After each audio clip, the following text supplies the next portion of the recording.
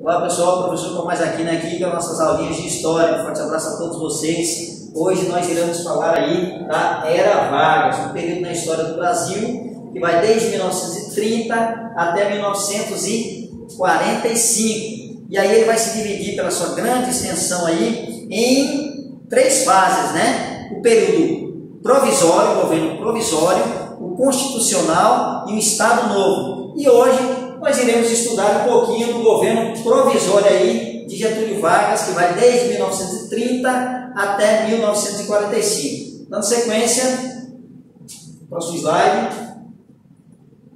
Bom pessoal, aí está aí, né? Esse aqui é o presidente, que a gente vai falar sobre ele hoje, né? Getúlio Dornelles Vargas, que vai comandar o país, comandar o Brasil de 1930 até 1945. A primeira fase foi aquela que eu falei para vocês, o governo provisório, de 1930 até 34. Nós vamos entender um pouquinho da história desse personagem. Pessoal, o Brasil, anterior a essa fase aí, nós tivemos aí a República das Oligarquias, né? Também chamada de Primeira República, também chamada depois por próprio Getúlio Vargas aí também, de República Velha, né? Então elas tinham o quê? Tinha um sistema onde São Paulo e Minas Gerais, elas indicavam os seus candidatos a ocupar a presidência da República. Não é isso, pessoal? Então o que vai acontecer? Vai ocorrer no ano de 1929 novas eleições e o Washington Luiz, que era o presidente da época, né, que iria indicar, que ia passar a sucessão para outro presidente, seria a vez de Minas Gerais indicar esse presidente. Só que o Washington Luiz vai indicar o candidato dele, o candidato próprio, né? Que vai ser Júlio Prestes. Então, vai indicar esse candidato, Minas Gerais vai se sentir traída, vai se juntar com o estado do Rio Grande do Sul e mais o estado da Paraíba, e vão lançar uma nova chapa, um outro candidato, que vai ser justamente Getúlio Vargas. Então, eles vão disputar a eleição contra Júlio Prestes. Resultado dessa eleição, Getúlio Vargas vai perder a eleição, certo? Quem vai ganhar vai ser Júlio Prestes, vai ganhar, mas não vai assumir, não vai governar. Porque o que vai acontecer? Ao perder a eleição, vai ficar aquele negócio no ar, né? Não, as eleições foram fraudadas, foi roubada, na realidade de fato, mas para ambos os lados se utilizaram aquele processo ali de fraudulento ali da política brasileira naquele período e fizeram as suas fraudes. Mas quem vai conseguir obter mais votos, né, vai ser justamente Júlio Prestes. Beleza, tranquilo, seria o próximo presidente. Só que a aliança liberal, ou seja, a chapa de Getúlio Vargas, ela não vai se sentir satisfeita. E vão procurar um pretexto. Realmente esse pretexto vai ocorrer com o assassinato do vice da chapa de Júlio Prestes, João Pessoa, aqui no Recife. Caso vai acontecer aqui no Recife, certo? E aí vão ter várias especulações, vamos dizer que na realidade não foi um crime político, foi um crime passional, né? Disseram aí que ele era um pouco namorador, né? E aí estava tendo alguns relacionamentos aí extraconjugal. O que vai acontecer? Isso vai causar o seu assassinato. Isso é só uma curiosidade, viu, pessoal? Só para a gente entender um pouquinho da história. Resultado, a morte de João Pessoa vai ser o estupim, vai ser o motivo que vai levar uma revolta. A revolta de 1930, a Revolução de 1930, certo? Onde vão depor Washington Luiz, ou seja, vão tirar o presidente Washington Luiz do poder, certo? Vão impedir a posse de Júlio Prestes e vão levar Getúlio Vargas ao poder, à presidência do Brasil. E aí, esse primeiro momento em que Getúlio Vargas ele vai assumir a presidência do Brasil, vai ser chamado de governo provisório. Vai ser provisoriamente colocado no poder até que as coisas venham se organizar, se acalmar, beleza? E é isso aí que a gente vai estudar agora. Próximo slide. Vamos lá, governo provisório, olha só, de 1930 a 1934. Após a Revolução de 1930, aquela que eu falei para vocês agora há pouco, e a deposição de Washington Luiz, quem era, pessoal, o presidente, né, que estava ali no poder, que indicou Júlio Prestes, né? Certo? Getúlio Vargas assumiu o poder em um governo provisório. Olha, se colocou lá, você vai ficar aqui vai ser provisoriamente, até a gente instituir uma nova Constituição, até a gente organizar a política, tudo direitinho, aí depois será outro presidente, beleza? Beleza, tranquilo. Então o que vai acontecer? No seu primeiro ato, né, nos seus primeiros atos aí administrativos, ele vai ter algumas coisas aí que ele vai voltar para a sociedade, né, para poder organizar essa casa. Primeiro ele vai começar a governar por decretos-leis, ou seja, não vai existir uma Constituição. Vai acabar a Constituição, a primeira Constituição republicana, lembrando que não é a primeira Constituição do país, que a primeira Constituição do país foi imperial, né, de 1824, aí a gente está falando da primeira Constituição republicana, de 1891. O que vai acontecer? Essa Constituição vai deixar de existir, vai se acabar, beleza? Então ele vai começar a governar o país através de decreto-leis, né? Decretos que terão poder de lei, de mando naquele momento. Então vai começar com isso. Outra coisa que ele vai fazer, ó, criação de novos ministérios da educação. Vai ter um ministério agora da educação, vai ter um órgão, uma instituição responsável para cuidar da educação. E trabalho, outro ministério, trabalho, indústria e comércio. Vai ter agora um ministério especializado, específico para cuidar o quê? Os assuntos relacionados ao trabalho, à industrialização, ao comércio, beleza? Ou seja, vai ser instituições responsáveis por cada uma dessas duas pastas, educação, o trabalho e o comércio, né, e a industrialização. Certo, pessoal? Olha só, aquilo que eu falei para vocês, ó. Fechamento das instituições legislativas e promessa de uma Constituição. Ele vai fazer isso aí, pessoal. Ó, ele vai fechar, certo? Algumas instituições, né? Olha só, pessoal. Está meio diferente aqui o meu desenho, mas vai pegando a ideia. O Senado, certo? A Câmara de Deputados, as Assembleias Legislativas, eu vou dar o exemplo da LEP. Professor, o que é a LEP, professor? Assembleia Legislativa de Pernambuco, ou seja, aonde estão concentrados, ali onde se reúnem nossos deputados estaduais para votarem as leis estaduais. Assembleia Legislativa, que é o quê? A Câmara dos Deputados e o Senado Federal, que é a instituição responsável por criar leis federais para todo o país. E também as câmaras municipais, pessoal.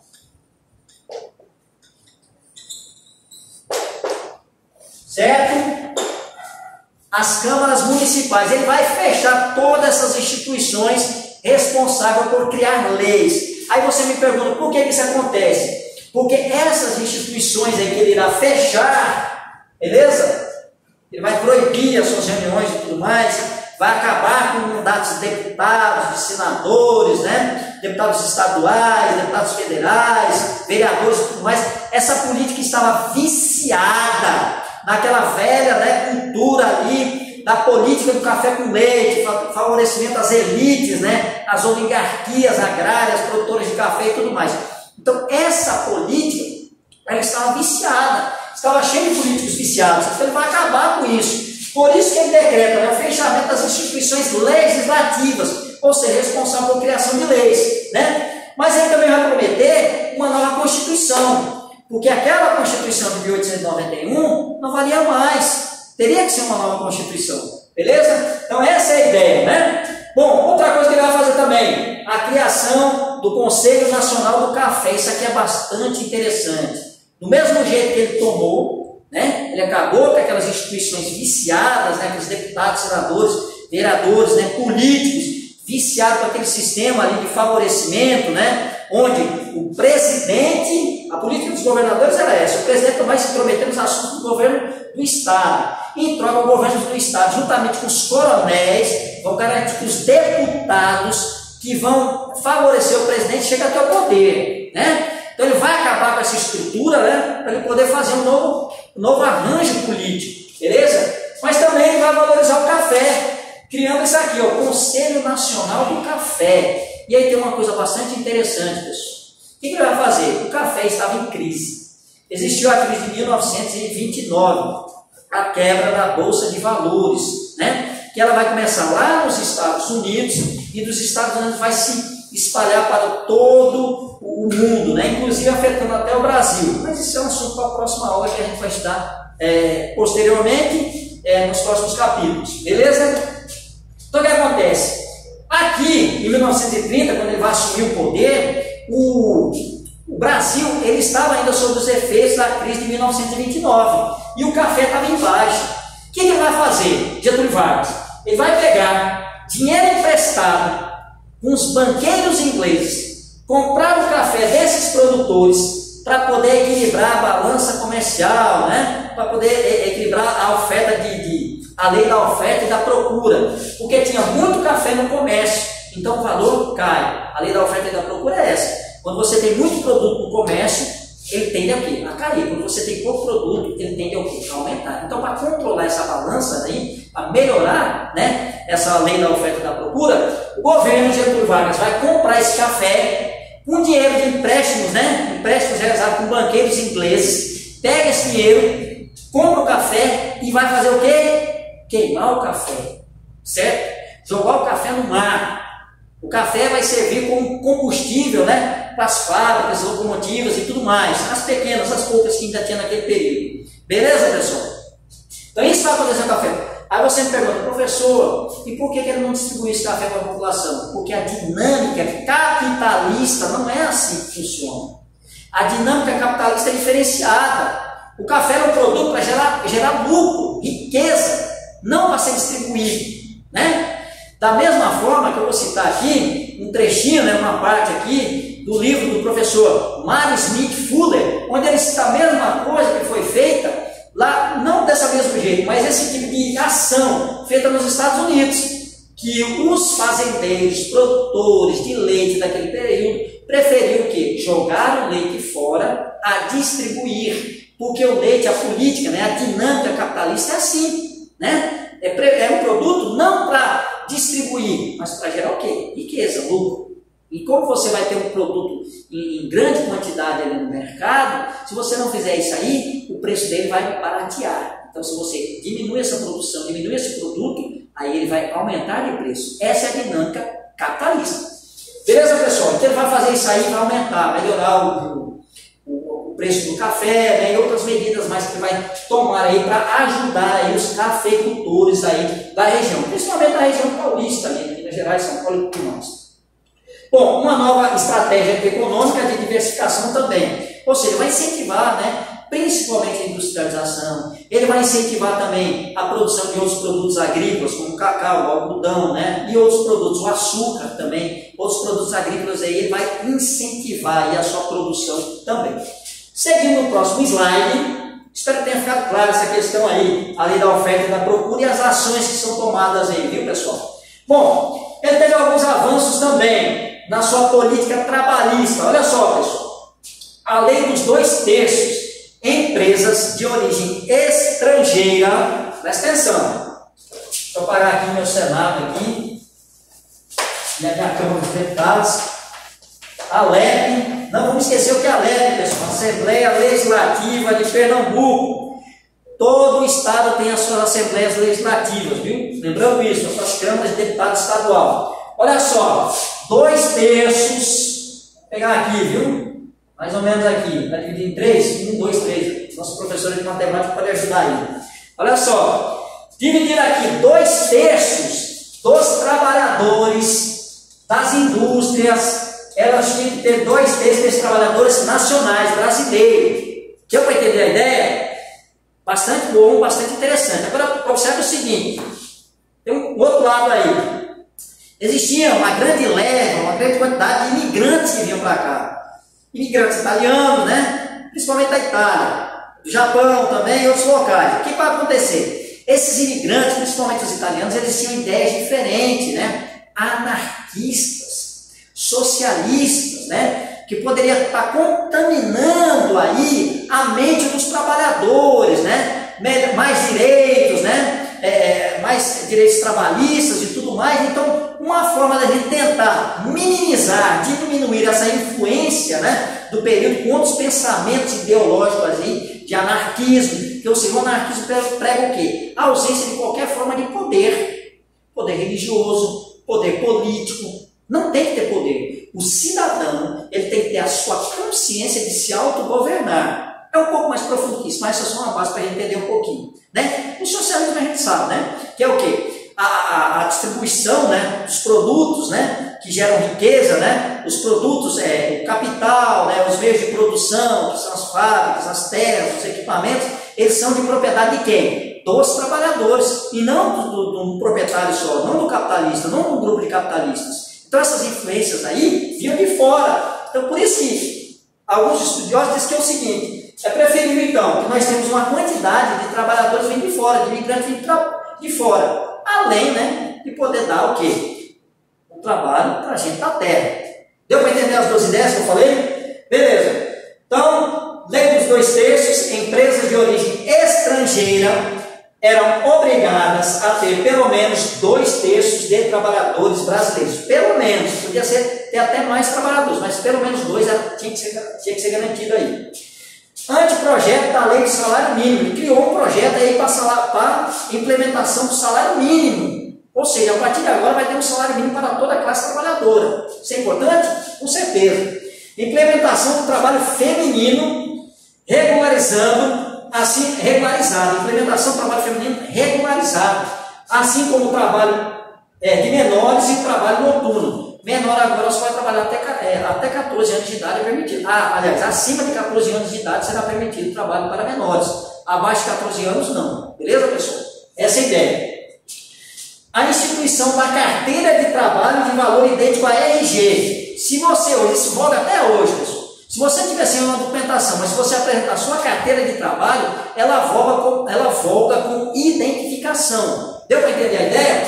Jornada fixa de 8 horas de trabalho, com descanso semanal, aquele descansozinho que você tem, trabalho de segunda a sábado, né? Você tem um domingo para descansar, ou tem outro dia para descansar, descanso semanal remunerado, ou seja, você vai descansar, mas vai receber pelo aquele dia de descanso.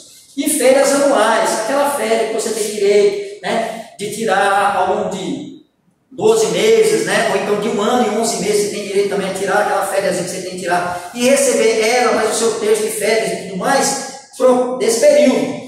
Já era estabelecido desde 1929, mas não cumpriram. Mas a partir de agora começa a ser cumprido. Uma coisa é ser estabelecida e não cumprir. A partir de agora ela começa a ser cumprida. Então isso aqui são avanços na política, são reformas políticas trabalhistas. E essa vai ser a base, né, política administrativa de Getúlio Vargas, vai ser isso aí, a política trabalhista. Continuando, Revolução Constitucionalista de 1932. Olha só, ele fez uma série de reformas, né? Você percebe o seguinte, ele acabou com aquela política viciada, né? Fechou todas as instituições legislativas que criavam leis, que estavam viciadas na política do café com leite, né? Ele ajudou aquela galera ali, aquele pessoal ali, produtores de café, né? Certo? Ajudou os trabalhadores, mas tinha alguns estados que estavam contra ele, que não estava se interessando aí, né? A política dele não estava interessando alguns estados. E o principal estado era São Paulo, né? Praticamente era o único estado que estava aí, era São Paulo, que não estava se agradando com essa política. Então o que vai acontecer? Eles vão ter essas situações aqui que vai levar um levante armado. Eles vão pegar em armas contra o governo de Getúlio Vargas, correto? Certo? A revolução, se caso acontecer cair alguma questão, alguma pergunta assim, a Revolução Constitucionalista foi esse ato em que o Estado de São Paulo vai pegar a arma e vai entrar em confronto, pegar em armas e entrar em confronto com o presidente Getúlio Vargas, beleza? Olha só, Revolução Constitucionalista de São Paulo, 1932, correto? Até tem uma novela aí, eu tinha uma novela passando um dia desse aí, que ela falava, né? Se eu não estou enganado, aquela novela sem propaganda aqui, uma novela, vocês vão saber, sem propaganda, que ela fala um pouquinho aí sobre essa Revolução Constitucionalista de 1932, beleza? Olha só, o que eles se sentiram insatisfeitos com o governo de Vargas? Isso aqui, ó, demora da reconstitucionalização, reconstitucionalizar o país, ou seja, criar uma nova carta constituinte, uma nova constituição, que o Brasil deixou de ter aquela Constituição de 1891, né? Não tinha uma Constituição. o presidente estava governando através de decretos-leis, através de decretos, né, leis vindas dele mesmo, beleza? Só que isso aí incomodava o Estado de São Paulo, não o produtor de café no período, na época, naquele tempo. Então eles estavam insatisfeitos com isso, eles queriam uma constituição, eu quero uma regra, eu quero um conjunto de regras, beleza? Olha, outra coisa que vai inflamar, né, que vai incendiar, azedar a relação de São Paulo com o presidente, será o quê? A nomeação de um interventor pernambucano para o governo do Estado, João Alberto. O que vai acontecer? Quando Getúlio Vargas assume o poder, todos os presidentes de província, era chamado assim, presidente de província, que eram os governadores, todos eles foram retirados.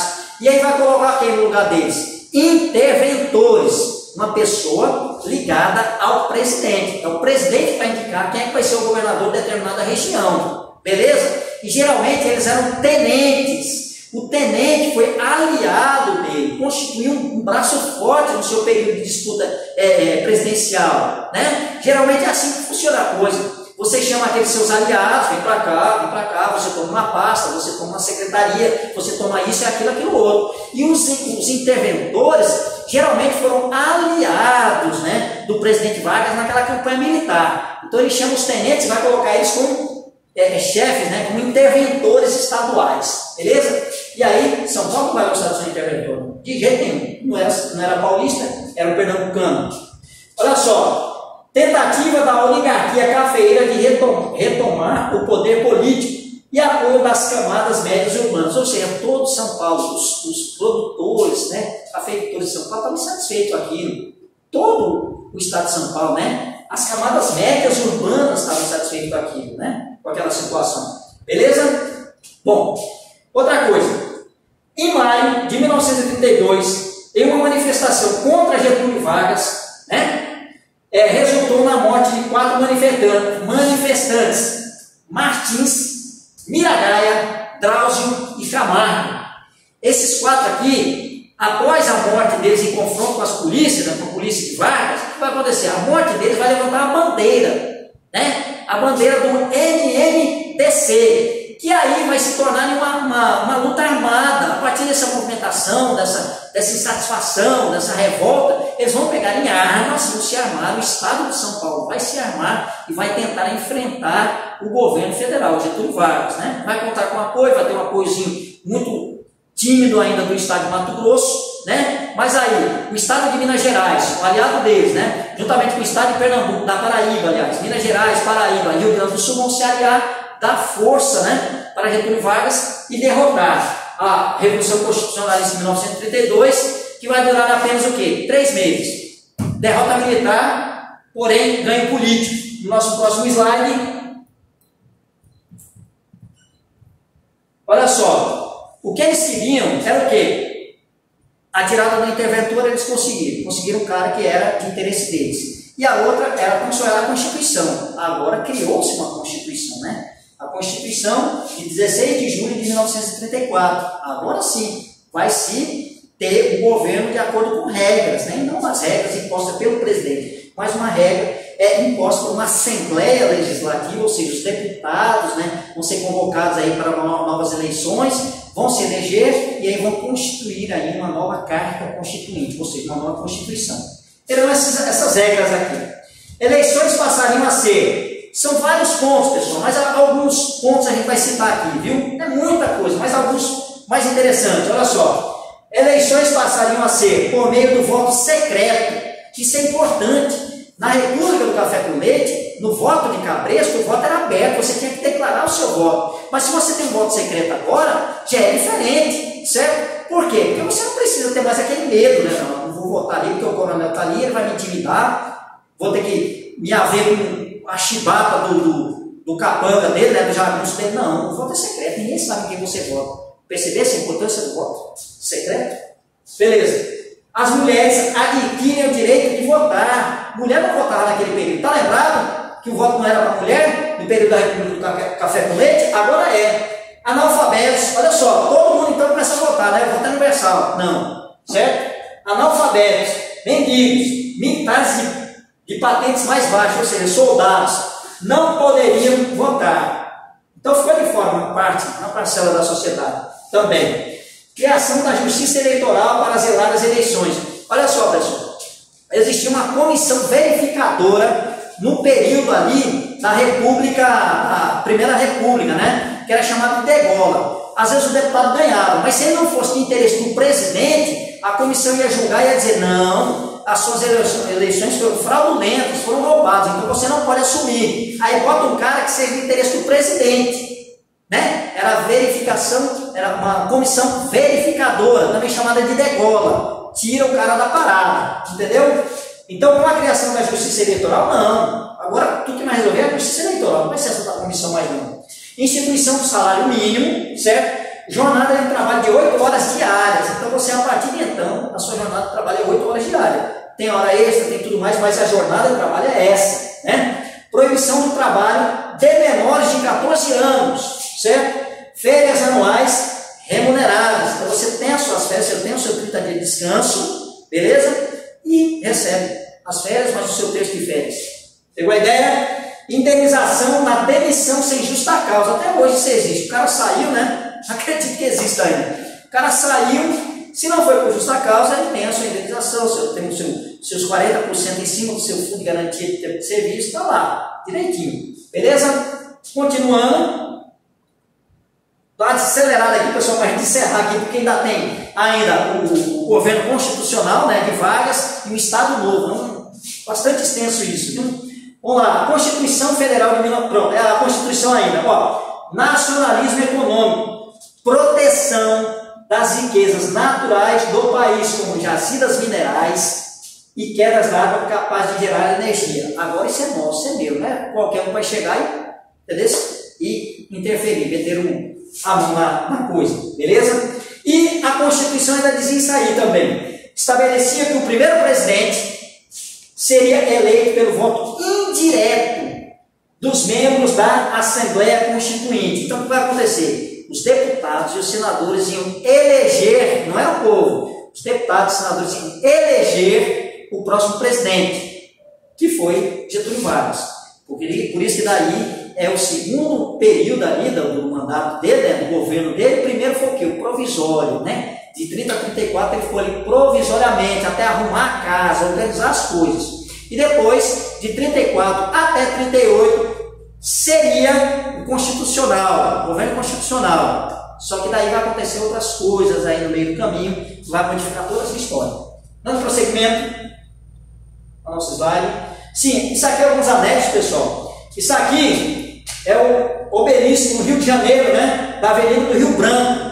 Quando, na Revolução de 1930, muitos gaúchos, aqui é uma forma bastante conhecida, né? Muitos gaúchos que chegaram na cidade do Rio de Janeiro, eles amarraram seus cavalos ali, nesse obelisco, né? Na cidade ali, na Avenida Rio Branco, por ali, certo? Entenda como quiser. Isso aqui é um cartaz da Revolução, né, Constitucionalista de 1932, é uma convocação. Então, quando você vê isso aqui, está tratando justamente daquele período, né? A Revolução Constitucionalista de 1932. Aqui, ó, movimento, né? MMTC, Mirangaia, Drauzio Camargo e o outro me esqueci agora, mas depois a gente lembra. Beleza? Isso aqui é a capa da nossa, Martins, isso aqui é a capa da nossa Constituição, né? De 1934. Beleza, pessoal? Então é isso aí. Prosseguindo, só estou dando uma acelerada por conta do nosso tempo, viu? Olha só. Como de costume, alguns questionamentos aqui para a gente fazer ao longo dessa semana. Vamos lá. O que foi a Revolução Constitucionalista de 1932? E o que os revoltosos desejavam? Beleza? Quais foram as reformas eleitorais implementadas pela Constituição de 1934? Terceiro, quais foram as reformas trabalhistas implementadas pela Constituição de 1934? E o quarto, o que foi a lei dos 2/3? Prosseguindo, nosso referencial bibliográfico, nosso livro, as páginas para você que quiser acompanhar, dá uma olhadinha direitinho. Pessoal, força nos estudos, né? Fé, força e foco. Um forte abraço para vocês.